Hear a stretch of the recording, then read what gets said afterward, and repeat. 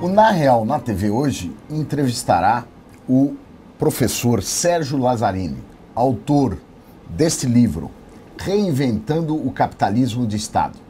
O professor Lazzarini é professor do INSPER de São Paulo, na área de Gestão e Estratégia.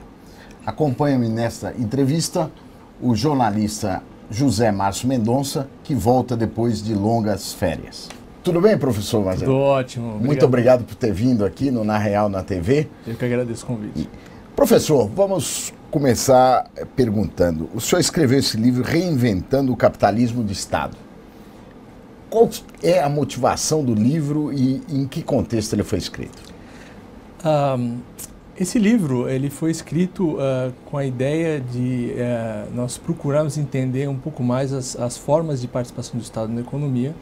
Eu acho que nós chegamos numa constatação de que, mesmo com as reformas que ocorreram no final da década de 80 e na década de 90 no mundo, né, que foram as privatizações, a liberalização, o Estado não saiu de cena, contrário ao senso comum, né, de que as privatizações tiraram o Estado ou o governo das várias atividades econômicas. O que a gente percebe é que isso efetivamente não ocorreu. Continuaram grandes empresas controladas pelo Estado, isso no mundo, e também pequenas participações do Estado em várias empresas. São participações minoritárias a partir de vários veículos. Aqui no Brasil, por exemplo, via BNDES e outros veículos estatais. Mas seria possível o Estado sair da economia, na visão do senhor? Em alguns países você teve uma ação mais efetivamente de o Estado se desfazer de vários investimentos, né? São poucos países, né? Estamos falando dos Estados Unidos, Inglaterra, próprio Chile.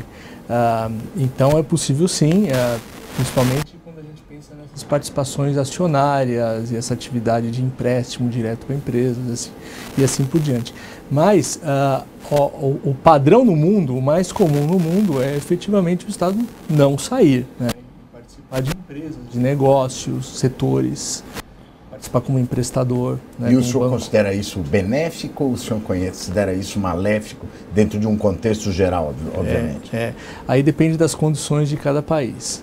Tem países onde esse capitalismo de Estado, essa presença do Estado funciona relativamente bem, à medida em que se garante que essas participações têm um certo isolamento político, que, por exemplo, você não vai chegar numa empresa que é totalmente controlada pelo Estado ou parcialmente controlada pelo Estado e vai fazer intervenções muito fortes que podem danificar realmente o funcionamento do mercado e causar vários problemas. Agora, professor, duas perguntas ao mesmo tempo. Sim. Por que em alguns lugares funciona relativamente bem e por que em outros não funciona? E aí, emendando, qual é o caso do Brasil? Funciona ou não funciona? É bom ou é mal? Funciona quando você tem essa palavrinha moderna agora, né, que todo mundo fala, que são as instituições. O ambiente institucional, as regras do jogo do país tem que ser tais que esses veículos de participação do Estado eles sirvam mais para fomentar novo investimento e fomentar a inovação e empreendedorismo, e menos para favorecer determinados grupos empresariais ou favorecer esquemas de corrupção. Quando o país tem instituições fortes, né, uma regra da lei mais forte, agências reguladoras independentes, isso acaba funcionando melhor, né? O Brasil, o que aconteceu com o Brasil? Nós tivemos durante o nosso processo de reforma e privatização, nós tivemos várias mudanças interessantes. A própria Petrobras, por exemplo, ela se reformou no sentido de se buscar um conselho mais independente, né, um maior isolamento. Só que depois nós revertemos tudo isso, né? Outra coisa, por exemplo, a gente criou agências reguladoras, mas posteriormente elas foram enfraquecidas.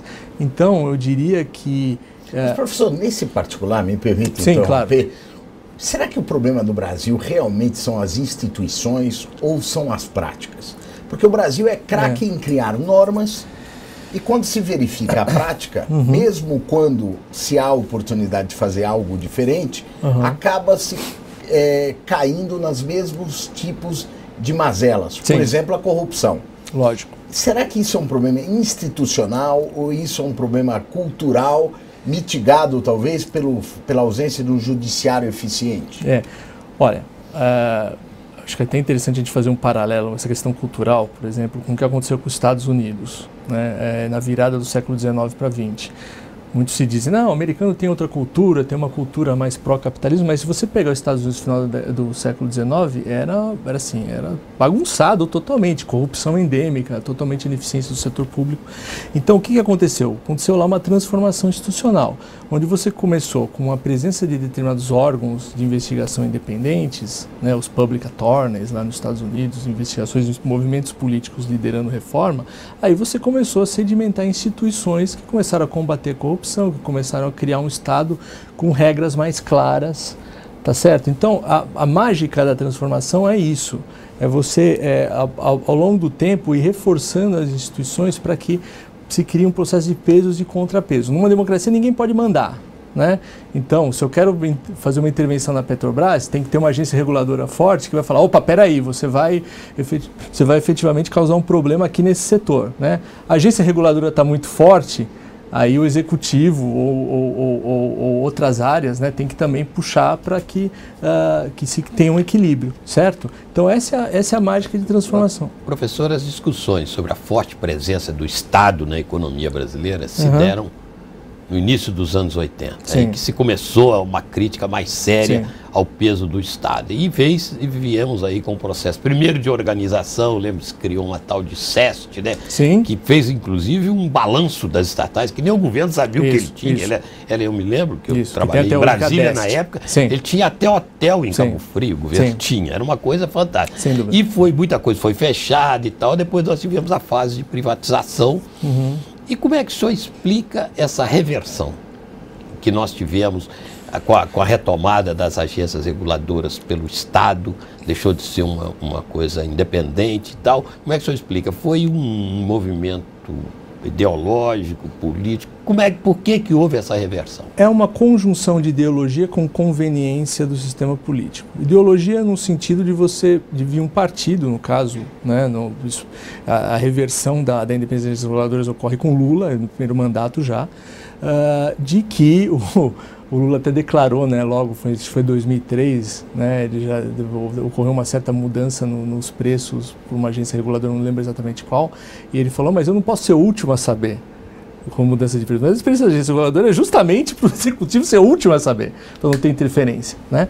Então, tem um pouco aí de ideologia no sentido de que o executivo tem que controlar, ou o governo tem que controlar o mercado, né, e não deixar o mercado funcionar, não azeitar, ao invés de azeitar o mercado, e outro de conveniência, porque as agências também acabaram ficando cabides de emprego, de colocação de políticos, né, assim como toda a máquina estatal.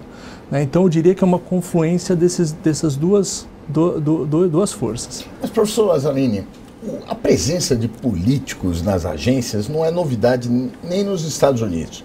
Muitos dos que assumem as posições têm vínculos partidários. Sim. Entretanto, as práticas resultantes são bem diferentes. Se comenta muito a independência em relação aos políticos, mas o senhor não acha também que deveria haver independência em relação aos regulados?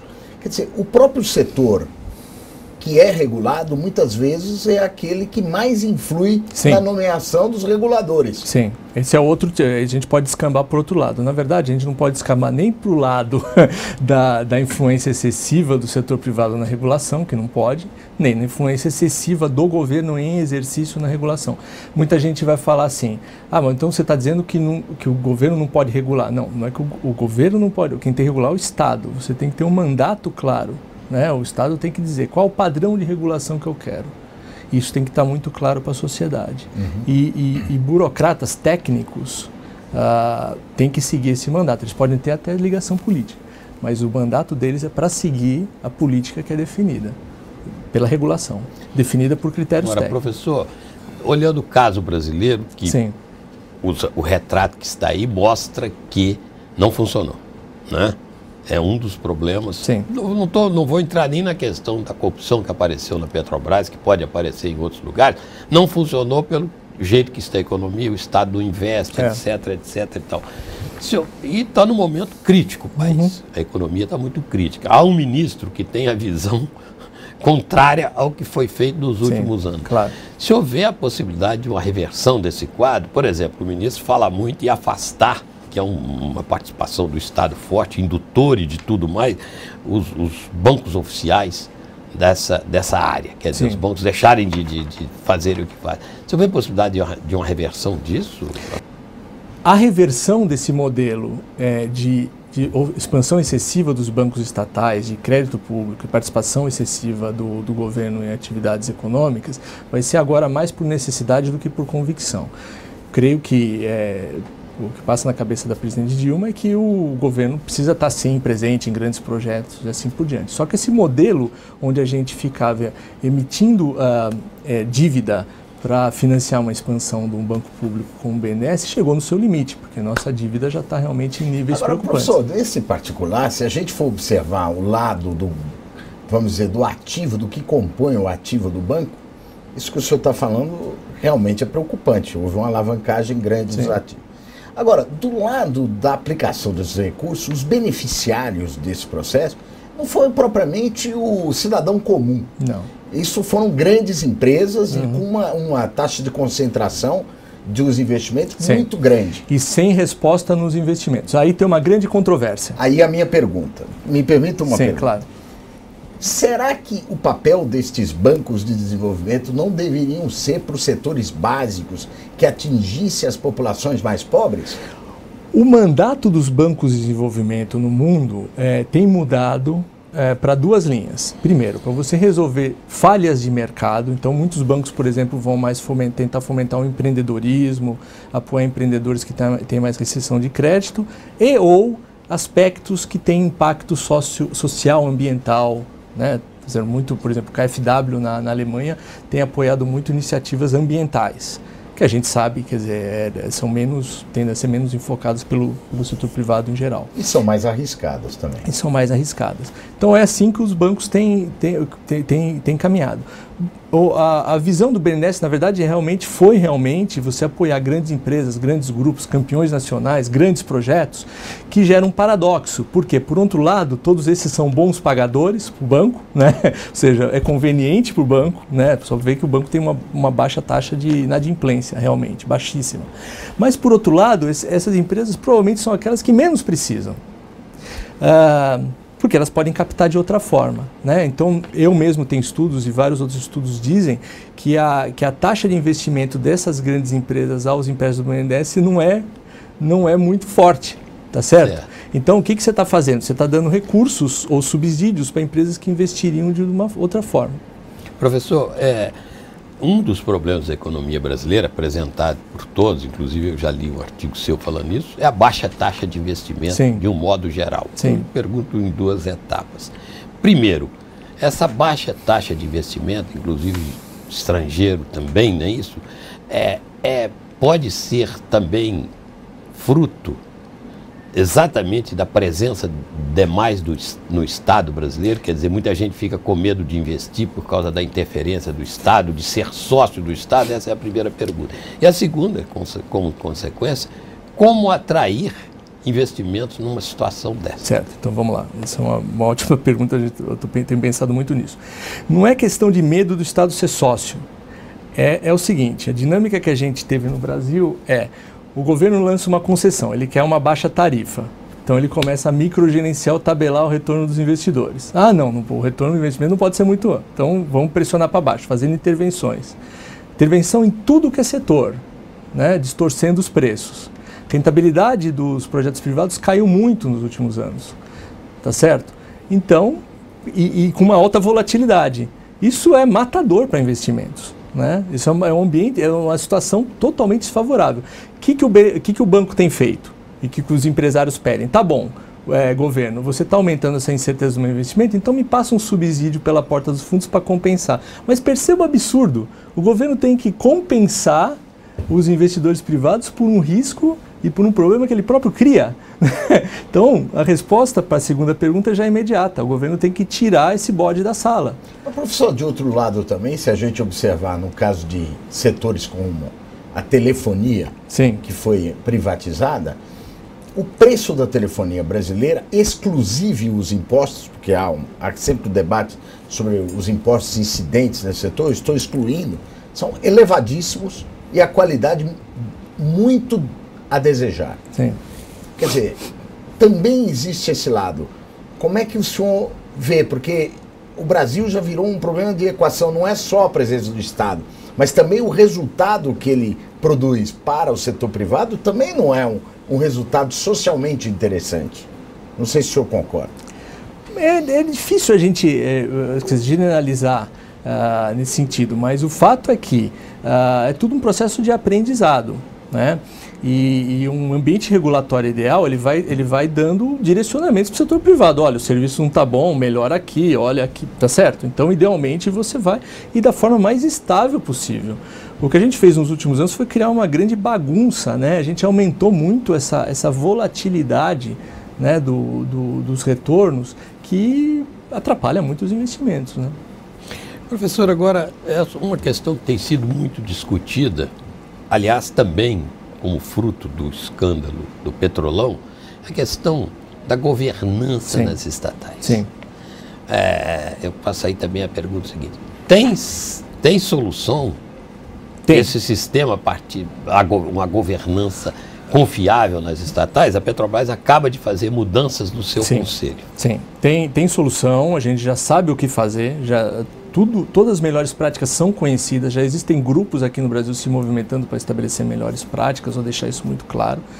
Assim, a gente sabe, é conselho independente, pessoas técnicas apontadas, né? Um apontamento do presidente da empresa que seja menos influenciado pelo ciclo político, né? Ou seja, troca o presidente, muda e assim por diante. Menos interferência direta, decisões mais baseadas em mandato do que em intervenção discricionária do governo. A gente sabe o que fazer. O duro a gente pode até reformar as estatais agora, a gente pode reformar a Petrobras. O que vai garantir que daqui 2, 3, 4, 5 anos não vai haver uma outra interferência? Porque o governo ainda está lá, ainda é um sócio extremamente poderoso, né? Se o governo quiser, a qualquer momento, ele pode fazer intervenções, né? Não tem... Então, aí vem uma discussão que eu estou até encabeçando, né? A gente está fazendo uma discussão lá no INSPER sobre o que a gente precisaria mais de ambiente institucional, voltando ao começo da entrevista, para gerar mais robustez para que não se possa fazer essas intervenções discricionárias. Quais são esses pontos? Já sim. Por exemplo, já há uma emenda constitucional que prevê a criação de uma lei específica para empresas de capital misto, que obrigaria estas empresas, como a Petrobras, Eletrobras, etc., a criar ou definir ou detalhar no seu estatuto qual o objetivo social que ela vai perseguir. Muito claro. Né? Assim, qual que é o meu objetivo social? Ou seja, aquele que se desvia do lucro, que pode dar problema para o minoritário, né? Aquela que pode dar um conflito. Então deixa muito claro isso e vamos discutir. Qual que é o seu objetivo social, além do lucro? Deixa isso muito claro, porque facilita até, posteriormente, você acionar a empresa, claro, caso ela se desvie desse tipo de mandato. Professor, esse objetivo social, ele já está na lei que criou a empresa. Quer dizer, essa definição... Muito vago. Não, ele pode ser muito vago, mas veja bem, eu acho que todas as questões institucionais relacionadas à governança das empresas, principalmente quando são de capital aberto, elas já estão determinadas. O que a gente verifica é que as práticas, veja, por exemplo, no caso da Petrobras, existiam membros do Conselho da Petrobras, como Jorge Gerdau, Fábio Barbosa, Sérgio Quintela, que eram partes do Conselho e nunca se posicionaram contra as posições majoritárias. Porque você não tinha uma definição clara do mandato da Petrobras.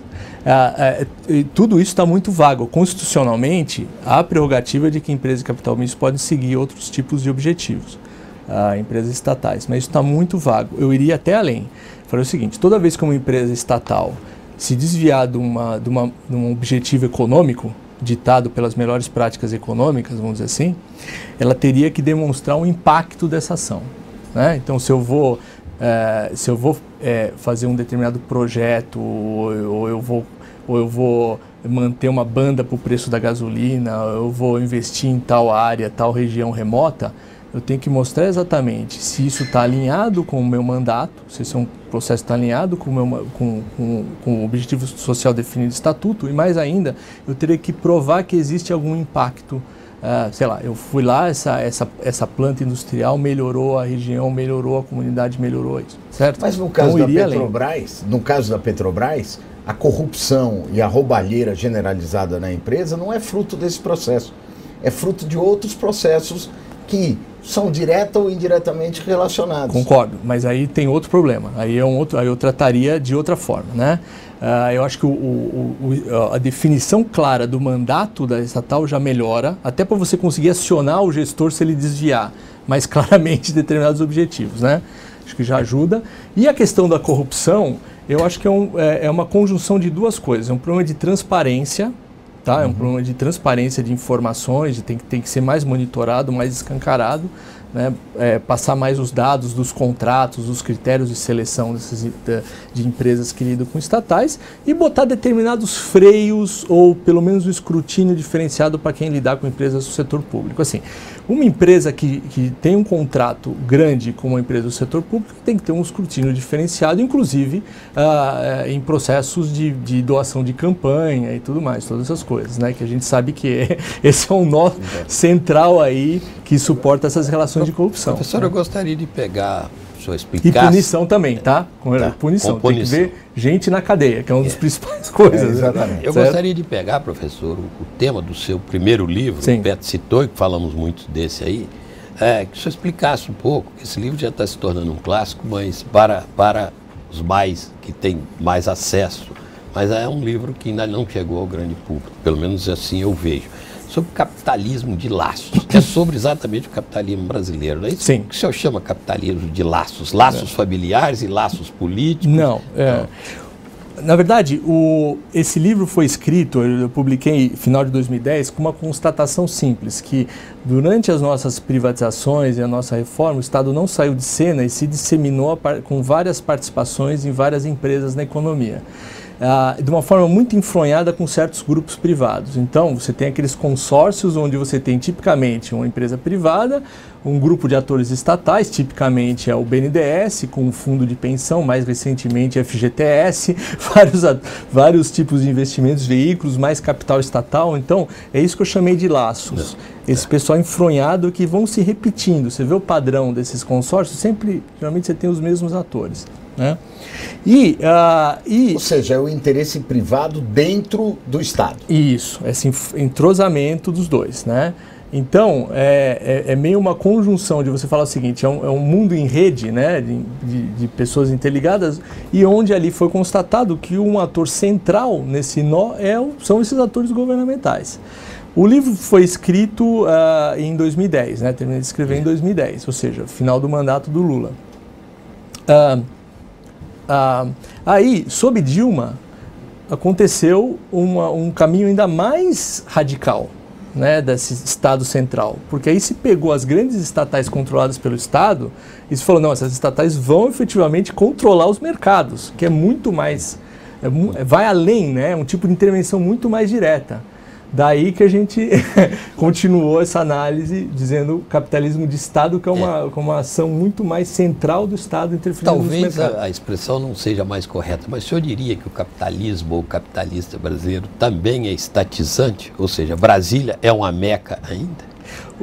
É engraçado, o empresário privado ele reclama da intervenção do Estado, mas ele quer o BNDES, ele quer o FGTS, ele quer ele quer o subsídio, ele quer a proteção. E de outro lado, não sei se o senhor concorda, não existe uma classe política que saiba mediar isso de uma maneira, ética, em prol de um interesse público mais abrangente.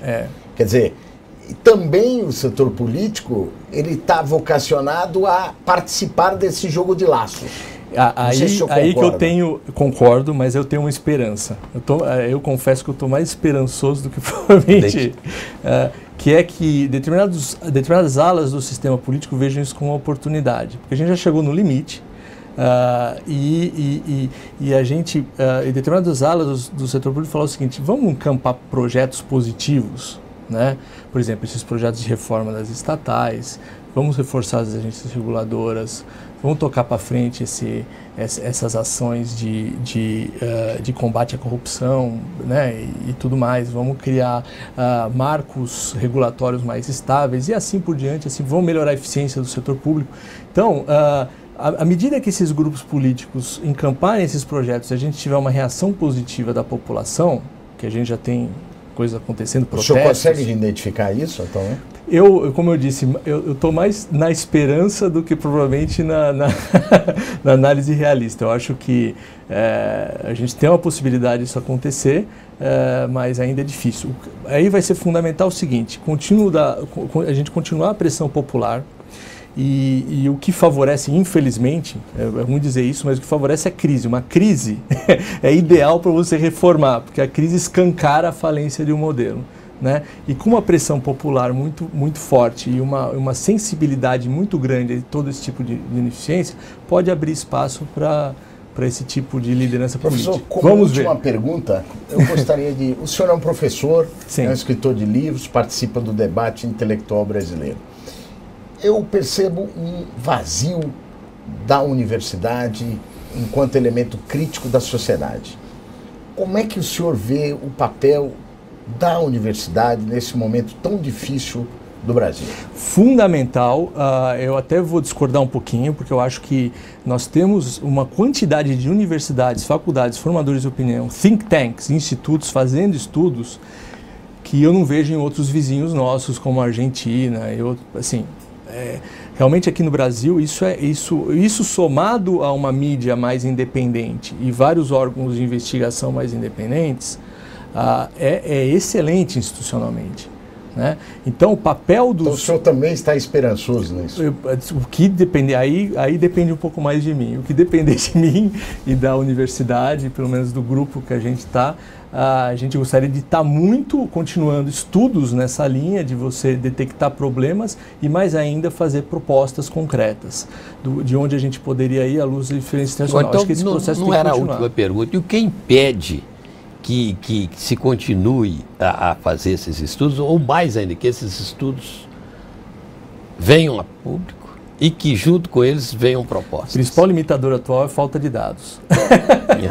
Daí a ação muito bem-vinda de você pedir para os bancos públicos passarem mais informações, etc. Tem vários pesquisadores, analistas que estão esperando para liberação de dados, por exemplo, do BNDES, de contratos públicos, etc., para você fazer diferentes tipos de análises.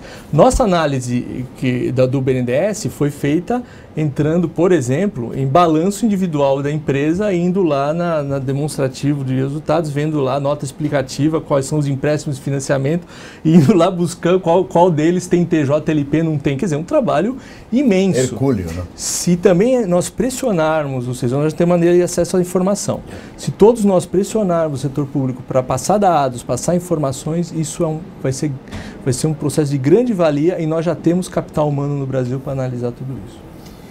O Na Real, na TV desta semana, entrevistou o professor Sérgio Lazzarini, e a quem agradecemos, autor desse livro, Reinventando o Capitalismo de Estado. Professor, muito obrigado. Obrigado, eu que agradeço.